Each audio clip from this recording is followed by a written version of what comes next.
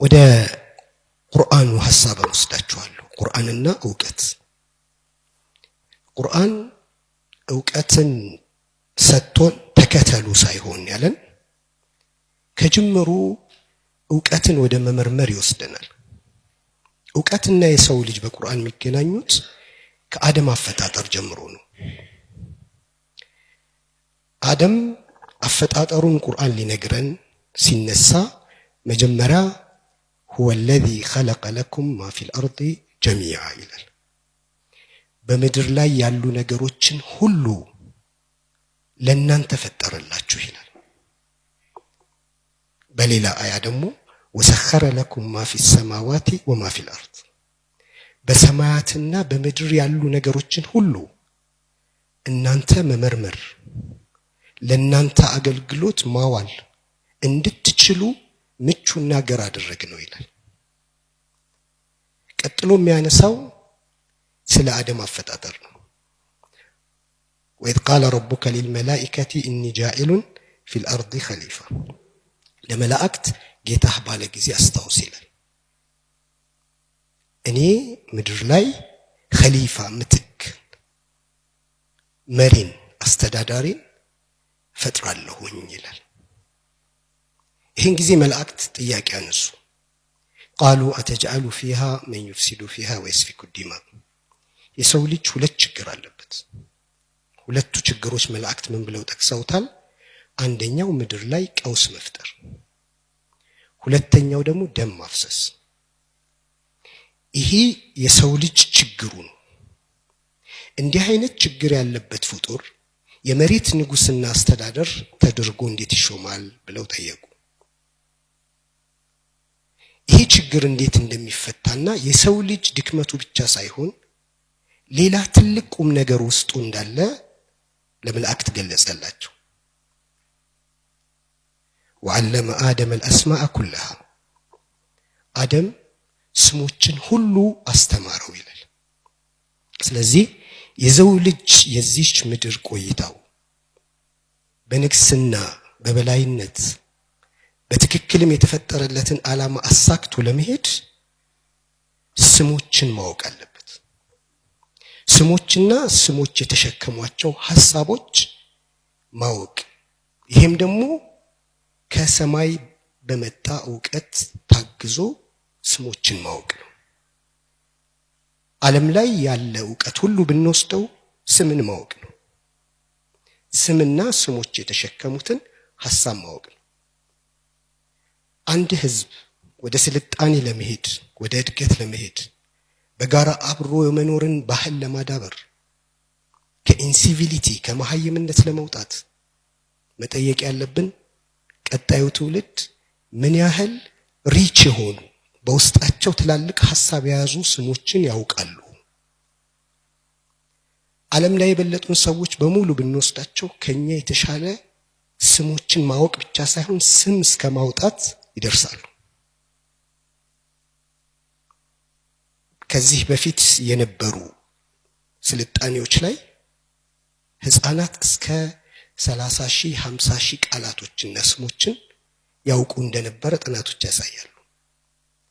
በዚህ ዘመን ያለው ደግሞ 3,000 አይሞላም። 3,000ም ትርኪ ምርኪ ይበዛዋል። ታላላቅ ሰውና ህዝብ ሀገር የሚመሰረተው ጥልቅ የሆኑ ስሞችን መተንተን በጥልቀት መረዳት ከመቻል ጋር ነው። ስለዚህ የሰው ልጅ የዚች ምድር ምትክ ሆኖ ቀውስንና ደም ማፍሰስን ለማቆም የመጀመሪያ ጉዞው ስሞችን ማወቅ ነው። ምን ያህል ስሞች መተንተን ትችላላችሁ? የኢትዮጵያ ችግር መፍቻው ቁልፉ ለዚህ ጥያቄ መልስ መስጠት ነው። ብዙ ጊዜ ስለምናነሳው ፍትህ ወይም ዲሞክራሲ በምን ልክ ማብራራት እንችላለን? በምን ልክ ተብራርተዋል? በቋንቋችን ምን ያህል ጥናት ተደርገውባቸዋል? በዙሪያችን ያሉ ነገሮች ምን ያህል እናውቃቸዋለን? ከስሞቻቸው ባለፈ ባህሪያቸውን ለምን እንደዛ እንደሆኑ መሰል ዝርዝር ጉዳዮች ባወቅነው ልክ ነው የዚች ምድር ባለቤትና አስተዳዳሪ ምን ሆነ? ቀጥሎ የሚመጣው ለአደም አላህ Subhanahu Wa Ta'ala ካሳወቀው በኋላ ለመላእክት ንገራቸው አለው።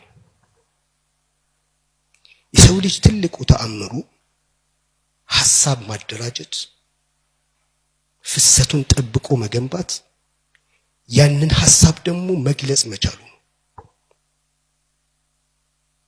በምን ልክ ነው ሐሳባችንን መግለጽ ምንችለው፣ መተንተን ምንችለው፣ ማደራጀት ምንችለው? ይሄ ፕሮሰስ ለመካሄድ በውስጣችን ብዙ ነገሮች በአግባቡ መሄድ አለባቸው። እንግዲህ አደም ቀጥሎ የታዘዘው ነገር ሐሳቡን መግለጽ ነው። ሐሳቡን ሲገልጽ መላእክት ሰገዱለት። ዕውቀት መያዝ መቻሉ፣ ይሄ ያወቀውን ዕውቀት አደራጅቶ መግለጽ መቻሉ ለዚህ የበቃና በርግጥም የሚገባው መሆኑን አምነው እንዲሰግዱ አደረጋቸው። ይሄ ጉዞ ወዴት ይወስደናል? አደም ዕውቀት ካገኘ በኋላ ቀጥታ ወደ ተፈጠረለት ምድር መጥቶ ጉዞ አልጀመረም፣ ኑሮ አልጀመረም። ገነት ነው የገባው። ገነት እንደ ቁርአን አስተምህሮ ተግባራዊ ልምምድ የሚያደርግበት ቦታ ነበር።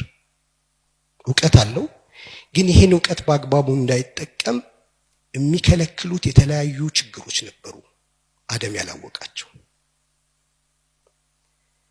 ገነት ውስጥ ይሄንን አትብላ ተብሎ ሰይጣን አሳተው፣ ያንን በላ።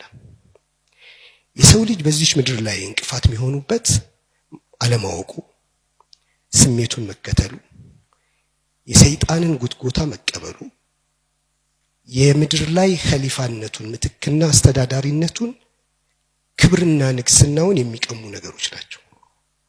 ይህንን አደም መላእክት እስኪሰግዱለት ያደረሰው ዕውቀት ቢይዝም ተግባራዊ ልምምድ ስላላደረገ ይህንን አልፎ ወደ ህይወት እንዲመጣ አልተደረገም። በዚህ ልምምድ ውስጥ አንደኛ ስህተት ተማረ።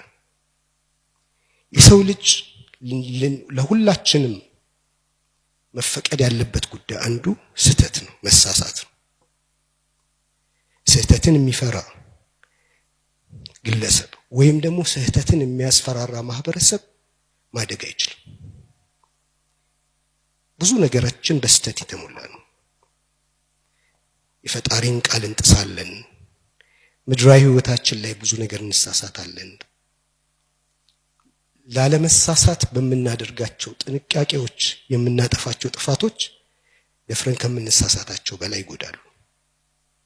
ስለዚህ መሳሳት የሰው ልጅ አንዱ ባህሪ ነው፣ ልንቀበለው የሚገባ ወደ ዕውቀት የሚወስደው ልምምዱን ወደ ተደራጀና ወደ ተሻለ ነገር የሚወስደው ስህተት ነው። ስለዚህ አደም መሳሳት ነበረበት፣ ተሳስቷል። ቀጥሎ የሚመጣው በእስልምና አስተምህሮ ያለማቋረጥ ከስህተቱ መታረምና ወደሚቀጥለው ህይወት መቀጠል አለበት። ስለዚህ ምን ይላል ቁርአን? ፈተለቃ አደሙ ሚን ረቢሂ ከሊማቲን ፈታበ ዐለይህ። አደም ያን ስህተት ከሰራ በኋላ በጣም ውብ የሆኑ የገነት ልብስ ነበር የለበሰው። በለሱን ሲበላ ግን ይህ ጌጥና ውበት ተቀማ። እኛም እዚህ ምድር ላይ የሰይጣን ጉትጎታን ስንሰማ ክብራችንን፣ ጌጣችንን፣ ሰብእናችንን እናጣለን። ይሄ ማጣት ሌላ መመለሻ መንገድ መኖር ነበረበትና ለአደም መመለሻ መንገዱን አስተማረው። ለአላህ ይቅርታን ጠየቀ፣ አላህም ይቅርታ አደረገለት።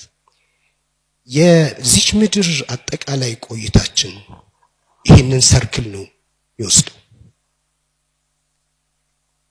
ማንኛውም ሰው ኦነርሺፕ ስሜት ከሌለው ኢትዮጵያ የኔ ናት የሚል ስሜት፣ አፍሪካ የኔ ናት፣ አገር ዓለም የኔ ነው ብሎ ካላለ የዕውቀት መንገዱም የፈጠራ ብቃቱም በዚች ምድር ላይ የሚያበረክተውም ነገር ይህንን ነገር በቀነሰው ልክ ነው የሚሆነው። የኛ ማለት ኪሳችንና አካውንታችን ላይ ያለ ወይ ቤታችን ውስጥ ያለ ቁሳቁስ ብቻ ከሆነ በዚህ ጠባብ ሐሳብ ውስጥ ያለ ሰው ለዓለም ትልቅ አስተዋጽኦ ማበርከት አይችልም። የባለቤትነት ስሜት የሰው ልጅን ከውስጡ ትልቅ ብርሃን እንዲወጣ የሚያደርግ ነገር ነው። ሁሌም ግን ከዚህ ሐሳብ በታች እንድንሆን ብዙ የሚሰሩ ነገሮች ይኖራሉ። ስለዚህ ታላላቅ ስራዎችን ለመስራት በዓለም ጉዳይ ያገባኛል የሚል ዓለም የኔ ናት ብሎ የሚል ዓለም ልትበላሽ አይገባም ብሎ የራሱ ሀብት ሲበላሽ በሚጨነቀው ልክ የሚጨነቅ የራሱን ሀብት ለማሳደግ በሚጓጓው ልክ ዓለም ላይ አስተዋጽኦ ማበርከት የሚፈልግ የባለቤትነት ስሜት ያለው ሰው መፍጠር ይፈልጋል። ይሄ ስሜት ለብዙ ዕውቀቶች በር ይከፍታል። ስለዚህ የቅድሙን ጉዳይ ይዘን ስንዞር አንዱ ጉዳይ ስምን ማወቅ ወይም ዕውቀት ነው። ዕውቀት በእስልምና የመጀመሪያው መልእክት ነው። اقرأ باسم ربك الذي خلق ይላል። ሰው በዚህ ምድር ላይ ብዙ አይነት ዕውቀቶችን ያመርታል። የቁርአን መልእክቱ ላይ የዕውቀትን ልዩ የሚያደርገው ነገር ምንድነው? አንደኛው የምናነበው ነገር ፍጥረታትን በሙሉ ነው። በእስልምና አስተምሮ አልኪታብ አልመስጡር ወልኪታብ አልመንቡር ይሉታል። የተከፈተ መጽሐፍ፣ ዓለም በሙሉ መጽሐፍ ነው። የምንማራቸው ትምህርቶች፣ ቁስ የምንላቸው ነገሮች በሙሉ ማንበብ የሚችላቸው ሰው ነው የሚጠቀምባቸው። እዛ ውስጥ ያለውን ምስጢር የተረዳ ሰው ነው የሚጠቀምባቸው። ሳይንስ የምንለውም የዚህ ሐሳብ ቁንጽል ነገሩ ነው። ዓለምን ከማንበብ የሚመጣ ነው። ነገር ግን ይሄ ንባብ ወደ ምን ማድረስ አለበት? ወደ ፈጣሪያችን ማድረስ አለበት። የምናነበውም በሱ ስም መሆን አለበት። ከሱ ስም ውጪ የሚነበቡ ንባቦች ለጥፋት ይዳርጋሉ። የምናነበው ከሱ የመጡ በሱ ስም መሆኑ የመጀመሪያው ጉዳይ ምንጫችን ምንድነው የሚለውን ወደ መመለስ ይወስደናል። ሰው በዚህ ምድር ላይ ዕውቀት አግኝቶ በብርሃን ተመርቶ መልካም ህይወት ለመኖር የሚቀጥለው ከሞት በኋላ ያለውን ህይወቱ ጀነትን ለማግኘት ከሰማይ የመጣ ብርሃን ማግኘት አለበት። ምድር ይሄንን ነገር ማፍለቅ አትችልም።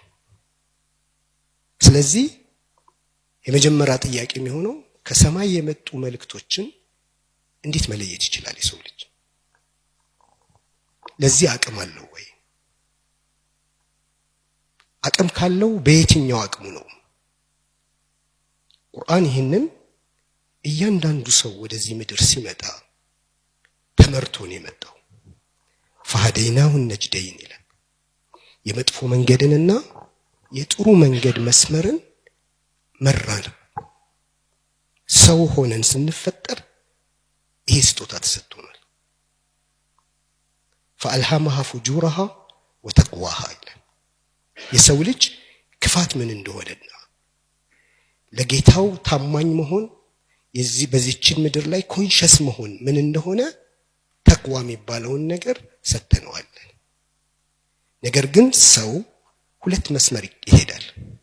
አንደኛው ቀድ አፍለሐ መን ዘካሃ፣ ይሄ ነፍሱን ያጸዳ ሰው ውስጡ ያለ ትልቅነትን እያሳደገ የመጣ ሰው በእርግጥ ስኬታማ ሆኗል ይላል። ወቀድ ኻበ መን ደሳሃ፣ ራሱን እያቆሸሸ እያበላሸ የመጣ ሰው ደግሞ ከስሯል ይላል። ቁርአን በተደጋጋሚ የሰው ልጅን ወደ ዕውቀትና መመራመር እንዲሄድ ጥሪ ያደርጋል።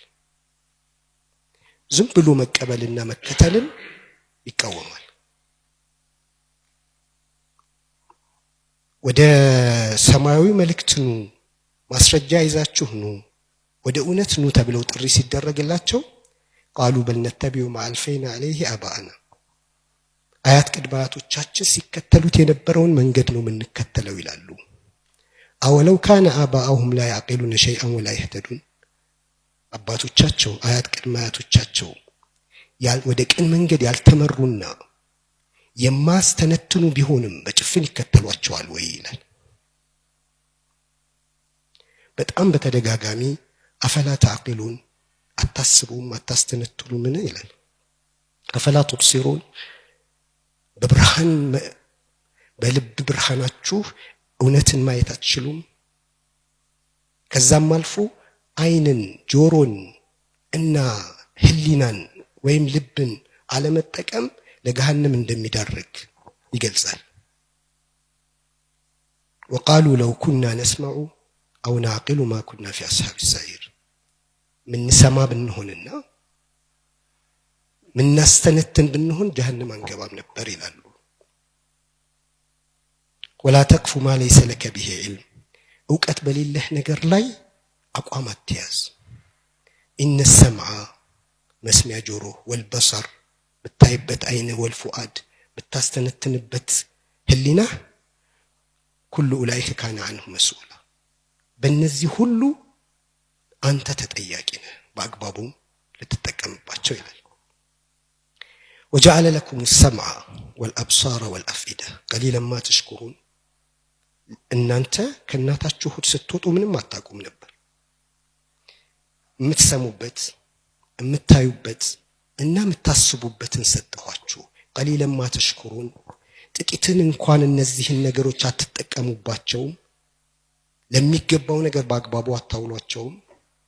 ከዛም አልፎ እኔ ይህንን ነገር ስለሰጠኋችሁ አታመሰግኑም ይላል። ስለዚህ ሰው አይኑን ጆሮውን ህሊናውን በአግባቡ እንዲጠቀም በተደጋጋሚ ጥሪ ያደርጋል። ይህንን የማያደርጉ ሰዎችንም ይኮንናል። لهم قلوب لا يفقهون بها ولهم آذان لا يسمعون بها ولهم أعين لا يبصرون بها እነዚህ ሰዎች ልብ ተሰጥቷቸው በልባቸው አይረዱበትም ይላል። ጆሮም ተሰጥቷቸው በአግባቡ አይሰሙበትም። አይንም ተሰጥቷቸው አይናቸውን እውነት አያዩበትም። ኡላኢከ ከልአንዓም ባህሪያቸው ሲታይ እነዚህ እንደ እንስሳ ዝም ብለው የሚኖሩ ናቸው። በልሁም አበል እንደውም ከእንስሳም ይብሳሉ ይላል። ይህ የእውቀት ጋር የተያያዘ ጉዳይ የምንጠቀምበት ቱሉን ጭምር በአግባቡ እንድንጠቀም ይህንንም ደግሞ ስንጠቀም የምናገኘው ብርሃንና ውጤት ሳንጠቀም ስትቀር ደግሞ የምንገባበትን ጨለማ ያብራራል። ሰው ይሄ ሁሉ ተሰጥቶት ከአይኑም ከጆሮውም ከዚህ ከህሊናውም በተጨማሪ ደግሞ ሂዳያ የሚባል መመራት የሚባል ስንፈጠር ተሰጥቶን መተን ነው መንገድ የምንስተው። በምን ምክንያት? እነዚህን ነገሮች በአግባቡ አለመጠቀማችን። ይህንን በአግባቡ ለመጠቀም ሰው ልጅ መመርመር መጠየቅ አለበት፣ መፈተሽ አለበት። የተሰጠውን ነገር ሁሉ ይዞ የሚሄድ ሰው እነዚህን ነገሮች እንዳይገለገልበት ያደርገዋል። ለምን ብሎ የሚጠይቅ፣ እንዴት ሆነ ብሎ የሚጠይቅ የሚደፈር ትውልድ ማፍራት አለብን። የሚመረምር ትውልድ ማፍራት አለብን። ይሄ አይነካም ተው ተብሎ በጭፍን እንዲሄድ የምናደርገው ትውልድ ካፈራን የምናስበውን እውቀት ማግኘት አይቻልም። ከሰዎችም እውቀትን ሙሉ ለሙሉ ትተው በመሐይምነት የሚነዱ ሰዎችን ቁርአን ያብራራል። ومن الناس من يجادل في الله بغير علم ولا هدى ولا كتاب منير ከሰዎችም መካከል በፈጣሪ ጉዳይ የሚከራከሩ አሉ። بغير علم ያለ እውቀት ይላል፣ ولا هدى ያለ ቅን መመራትን፣ ولا كتاب منير ወይም ደግሞ ግልጽ የሆነ ሰማያዊ መልእክት ሳይደርሳቸው በፈጣሪ ላይ የሚከራከሩ አሉ። በእስልምና እውቀት እነዚህ ሶስቱን ነገሮች ይይዛል።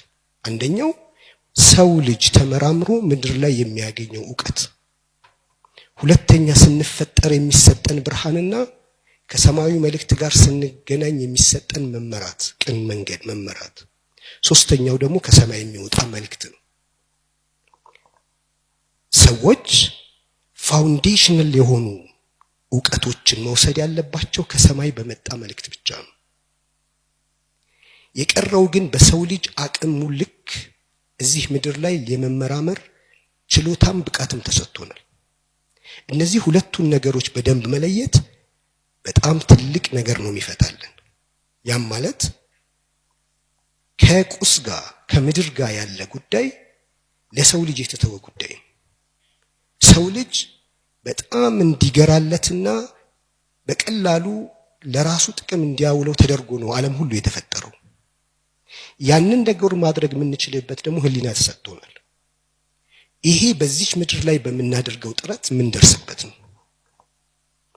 ይህን ጥረት ያደረጉ ሰዎች የየትኛው እምነት ተከታይ ቢሆኑ ሙሉ ውጤትና ስኬት እንደሚያገኙ ቁርአን ይገልጻል።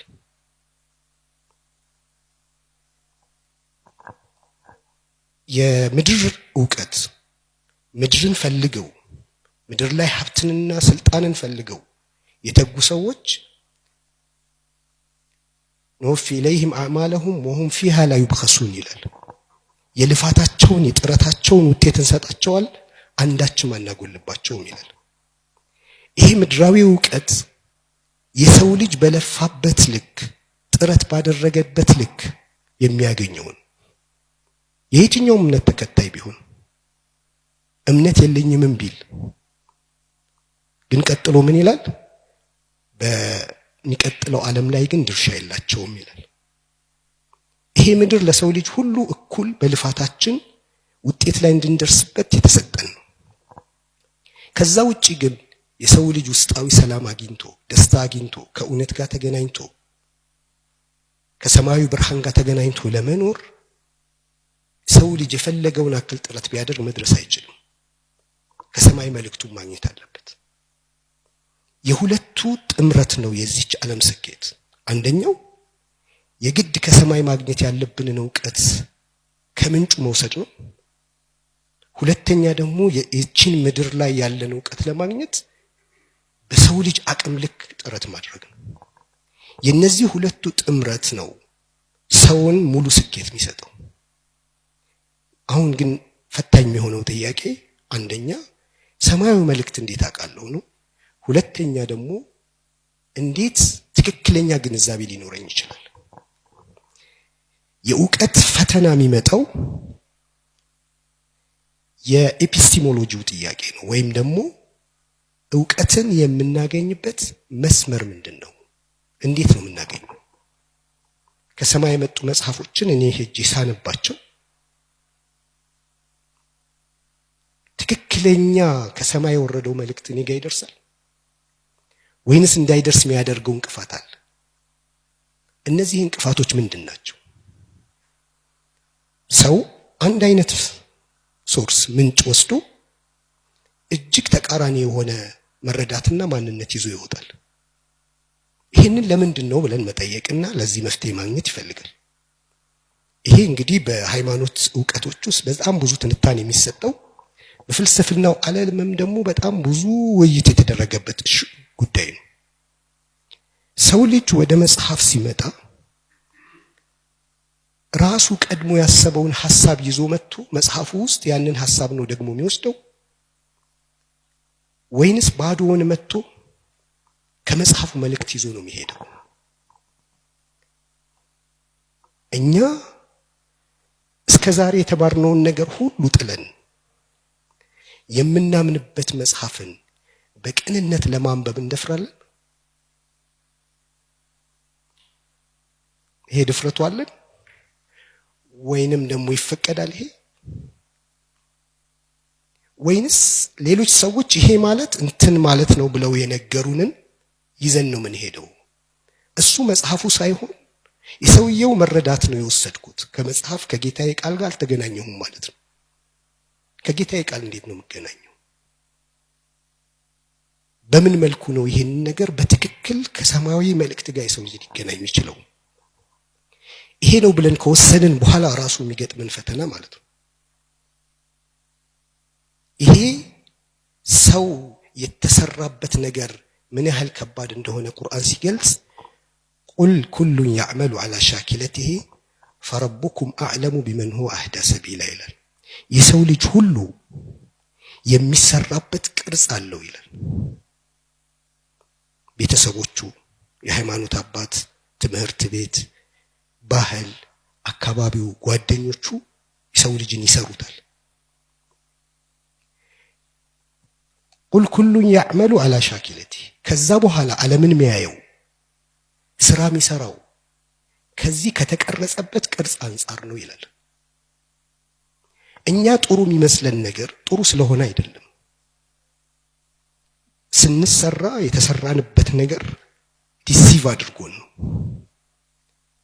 የሰው ልጅ የበለጠ በበሰሉ ሰዎች በሚፈለገው ቅርጽ መሰራት የሚችል ፍጡር ነው። 3 ማዕዘን ከፈለገ 3 ማዕዘን፣ 4 ማዕዘን ከፈለገ 4 ማዕዘን አድርጎ የሰው ልጅን ይሰሩታል።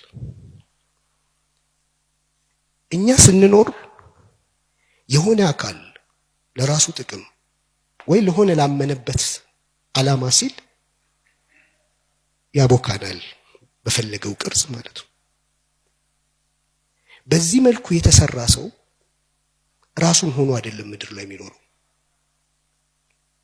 የሰው ልጅ ትልቁ ደግሞ አቅሙ ይሄ ድክመቱ ሲሆን በሌላው የመሰራት ድክመት ቢኖርበትም ይህንን የተሰራውን ቅርጽ ግን አፍርሶ ዳግም መስራት ይችላል። እኛ ሌሎች ሰዎች እንዲሰሩን ፈቅደንላቸዋል። በተለይ በዚህ ዘመን ኢትዮጵያዊ ያልሆኑ የኛ ሃይማኖት ተከታይም ያልሆኑ ሰዎች በፈለጉት ቅርጽ እንዲሰሩን ፈቅደናል፣ ከፍለን ማለት ነው። ምናየው ፊልም የነሱን ነው፣ ምናነበው መጽሐፍ የነሱን ነው፣ ካሪኩለሙ የሚዘጋጀው ከነሱ ነው። እነዚህ ሰዎች ይህን ሁሉ ሲያደርጉ እኛን በመስራት ውስጥ የሚጠቀሙትን ጥቅም ስለሚያውቁ ነው። ኢትዮጵያ የራሷ የሆኑ ሐሳቦች ከእምነቱ ጋር የሚጣጣሙ ጉዳዮች፣ እሳቤዎች፣ ፍልስፍናዎች የያዙና በዛ ቅርጽ እኛን ሊሰሩ የሚችሉ አቅም ያላቸው ሰዎች ማፍራት ካልቻለች ለሀገራችን የማንጠቅም በሌላ ሰው ቅርጽ የተሰራን ፍጡሮች ነው የምንሆነው። እኛ ማለት በአይናችን የምናየው በጆሮአችን የምንሰማው እና በውስጣችን የምናብሰለስለው ነገር ተደምሮና ተከማችቶ ነው ማንነታችንን የሚሰራው። እዚህ ላይ ጥንቃቄ ሳናደርግ እንደፈለገን የጋቱን ወይም ደግሞ እየወሰድን እኛ ስኬታማ እንድንሆን ሰላማዊና መልካም የሆነ ህይወት እንድንኖር የሚያደርገን ማንነት መያዝ አንችል። ስለዚህ ዕውቀት ስንል በጣም ደፋር መሆንን ይጠይቃል፣ በጣም ጥንቁቅም መሆን ይጠይቃል። ባዶ ድፍረት ያጠፋል። ጥንቃቄ ደግሞ በሌሎች ሰዎች መነዳት ውስጥ ይከታል። በዚህ መሃል ሚዛን ሰርተን አላቅማችን ሳንደፈር ማብሰልሰል፣ ማስተንተን፣ መጠየቅ ትተን ደግሞ እንደ ከብት ዝም ብለን መነዳትን አቁመን ለሀገራችን ለህዝባችን የሚጠቅሙ ዕውቀቶችን ማምረትም እኛም መውሰድም ዋና ጉዳያችን ማድረግ ይፈልጋል።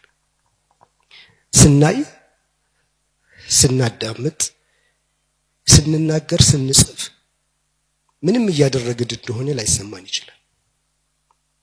ነገር ግን ይሄ መርዝ የመጠጣት ያክል ነው በእያንዳንዱ ህይወታችን ውስጥ የኛን ማንነት የሚያፈርሱ ነገሮችን እያየን ጊዜያችንን የሚያባክኑ ተራ ሐሳቦች ውስጥ ተጠምደን ከዛ በኋላ ታላቅ ህዝብና ታላቅ ሰው መሆናችን። መጽሐፍ አናነብም፣ ግን እኔ የምለው ብናነብም አይጠቅመንም ነው የምለው። ምክንያቱም ምን የሚባል መጽሐፍ ነው የምናነበው? የሚያፈርሰን፣ የሚገነባን፣ ባህላችንና እምነታችንን የሚሸረሽር ምን መጽሐፍ ነው የምናነበው? የምናነበው ጉዳይ ላይ ካልተስማማን፣ እሱ ንጹህ እስካልሆነ ድረስ የተበረዘ ነገር ጠጥተን ካለመጠጣት ምናልባት መጠጣቱ ሊብስ ይችላል። መፍረስ ያሉብን ብዙ ጉዳዮች እኛው ራሳችን በሂደት የገነባናቸው አሉ። ለማጠቃለል ዕውቀትን ያለምንም መመርመር ዝም ብለን መውሰድ ምን ያህል አደጋ እንደሆነ በትምህርት ቤት ደረጃ የምንማረው ትምህርት እንዴት ሌሎች ሰዎች ለሌላ ዓላማ ፐርፐዝ ሊጠቀሙበት እንደሚችሉ ከዛው የራሳቸው ሰዎች የሚያነሷቸውን ነጥብ አነስቼ ያቆማለሁ። በኢንዱስትሪያል ሪቮሉሽን ጊዜ 'ካሪኩለሙ የተቀረጸው ሰዎች ለኢንዱስትሪው ምቹ ማሽን እንዲሆኑ ለመስራት ነበር። ለምሳሌ ሰዓት በአግባቡ አያከብሩም ነበር። ማህበራዊ ህይወት መሰል ነገሮች የትም ቦታ የተለመደ ስለነበረ ማለት ነው። አንደኛው የትምህርት ዓላማ ጠዋት ወጥቶ ማታ የሚገባ ነገ መስሪያ ቤትም ጠዋት ገብቶ ማታ ሲወጣ የማይሰለቸው ሰው ማለማመድ ነበር ከልጅነቱ። ሁለተኛው ዓላማ ቅጣትና ሽልማትን ማለማመድ ነው። መስሪያ ቤት ላይ ሊቀጣው፣ ጥሩ ሲሰራ ኢንሴንቲቭ ሊሰጠው ከልጅነት ጀምሮ ይሄንን ትሬን አድርገው ለማምጣት ነው። በዚህ መልኩ የተቀረጹ ትምህርቶች ተምረን ምን ጠቅም ሰዎች ሆነን ልንወጣ አንችልም። ዓለም በዚህ ደረጃ ስልጣኔ ላይ ደርሶ እኛ ይሄ ሁሉ ከመቼ ነው ዩኒቨርሲቲ የተከፈተው ኢትዮጵያ ውስጥ? በሚሊዮን የሚቆጠር ሰው ተምሮ ለኢትዮጵያ ምንም ጠብ የሚል ነገር ይዘን መምጣት ያልቻልነው በምን ምክንያት ነው? ዝም ብሎ ነው ወይንስ እኛን እንዲህ እንዳንጠቅም ተደርገን እየተሰራን ነው? ዩሪ ቤዝሜኖቭ how to destroy society የሚለው ላይ ዕውቀት 6 ነጥቦች ላይ ነው ሶሳይቲ የምናፈርሰው ይላል። አንዱ ሃይማኖት ነው። ሁለተኛው ትምህርት ነው። በትምህርት ብዙ ነገር ስጧቸው፣ ግን እርግጠኛ መሆን ያለባችሁ ምንም እንደማይጠቅም ነው። የምትሰጧቸው ነገር የማይጠቅም መሆን አለበት ይላል። እኛ ምን እየሰጡን ነው? በዚህ ሁሉ 50 60 ዓመት 100 ዓመት ቆይታችን ወንበራችን መስራት፣ ልብሳችን መስራት፣ መኪናችንን መስራት፣ የቤት ሳህናችንን መስራት እማንችል ምን አርገው ሰርተውን እንዳወጡን የማናቅ ሰዎች የሆንበት ምክንያት ምንድነው? እንዴት ትረስት አድርገን እንዲሁ አይነት ህዝብ የሚያመርት ካሪኩለም አሁንም እንቀጥላለን? ስለዚህ የመጀመሪያ ጉዳይ ከሰማያዊ መልእክትና ብርሃን ጋር ካልተገናኘን ዕውቀት ብለን የምንወስዳቸው ነገሮች ሁሉ እኛን የሚያመክኑን ነው የሚሆኑት። ከዚህ ብርሃን ጋር ከተገናኘን በኋላ ግን የምድርን ዕውቀት ባስተምሩንም የሰው ልጅ የተሰጠው ነገር ነው። እኛው ብንፍጨረጨር ምን ደርስበት ነው? ምንም ተአምርና ቁም ነገር የለውም። ነገር ግን የሰው ልጅ የረጅም ዓመት ልፋትና ዕውቀት ክምችት ወስደን ከዜሮ እንዳንነሳ ከዛ መቀጠል ይኖርብናል። ስለዚህ እኛም ይሁን ቀጣዩ ትውልድ ዕውቀትን በሚመለከት በጣም ኮንሸስና ጠንቃቃ መሆን፣ ከሃይማኖታችንና ከመንፈሳዊ ህይወታችን ጋር ከሰማያዊ ብርሃን ጋር በአግባቡ ተገናኝተን በዚህ ብርሃን ታግዘን መጓዝ ነው። ምድር ላይ በጣም ብዙ አጥፊ ነገሮች አሉ። ቅን ብቻ አይደለም ያለው። ስለዚህ ሸይጣንም የሰውም የጋኔንም ሸይጣን እንዲሁም ደግሞ የራሳችን ኢጎና የተበላሹ ሐሳቦች ያጠፉናል ከብርሃኑ ጋር ካልተገናኘን ለማለት ነው። አመሰግናለሁ። ሰዓቱ ያለቀ ነው።